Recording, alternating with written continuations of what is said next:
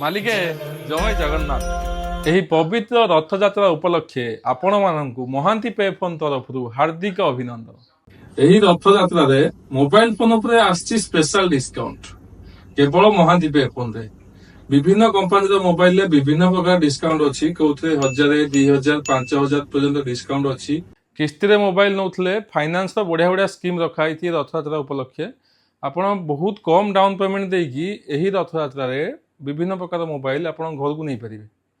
ଏହି ଅଫରଟି ବିଧି ରହିବ ରଥଯାତ୍ରା ପାଖରୁ ବାହୁଡ଼ା ଯାଏ।